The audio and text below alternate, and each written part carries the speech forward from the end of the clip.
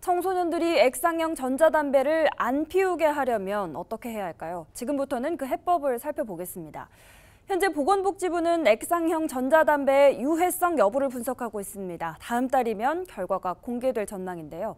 그런데 이런 유해성 분석은 전혀 의미가 없다는 주장이 나옵니다.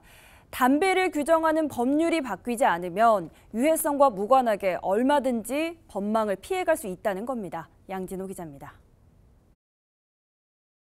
지난 2019년 4개 관련 부처가 합동으로 조사한 액상형 전자담배 성분 분석입니다. 153개의 조사 대상 중 수십 개 제품에서 디아세틸이나 아세토인 등 폐질환을 유발하는 유해 물질이 검출됐습니다. 하지만 이 분석 자료는 이제 큰 의미가 없습니다.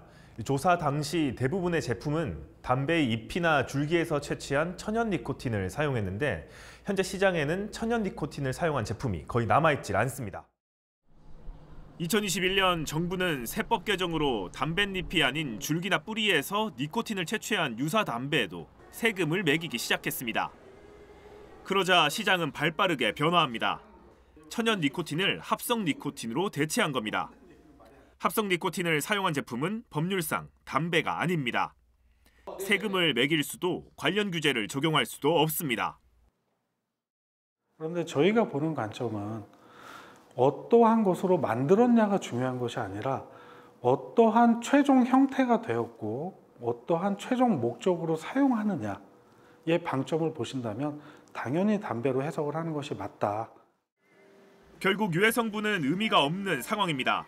법률상 담배에 대한 정의가 바뀌지 않을 경우 얼마든지 대체품으로 옮겨가며 법망을 피해갈 수 있기 때문입니다.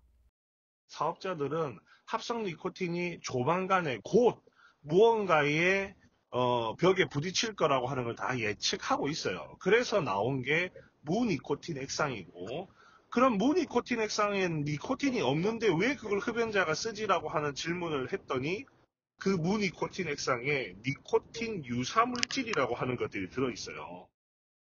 결국 담배사업법상 규정된 담배의 정의가 바뀌지 않으면 법은 현실 시장을 따라갈 수가 없습니다. 현재 담배사업법에 규정된 담배의 정의는 큰 틀에서 1988년 법 제정 당시와 달라진 게 없습니다. 결국은 담배 정의를 포괄적으로 그리고 앞으로 우리나라 시장에 들어올 담배 제품까지 고려해서 개정하지 않으면 이 문제는 결코 끝나지 않는 문제. 제가 합성 니코틴 얘기를 하다가도 무니코틴 얘기로 말씀드린 것처럼 시장은 계속해서 변할 겁니다.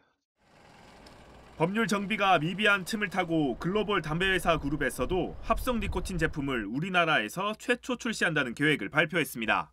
해당 그룹이 합성 니코틴 액상형 전자담배를 출시하는 국가는 우리나라가 유일합니다. BTV 뉴스 양진호입니다. BTV 뉴스를 더 많이 보고 싶으시다면 여기 구독 버튼을 눌러주세요. 추천 영상도 누르면 바로 재생됩니다. 또 다양한 서울 소식을 보고 싶으시다면 휴대폰에서 가지 앱을 다운로드해보세요. 저희 BTV 뉴스를 시청해주셔서 감사합니다.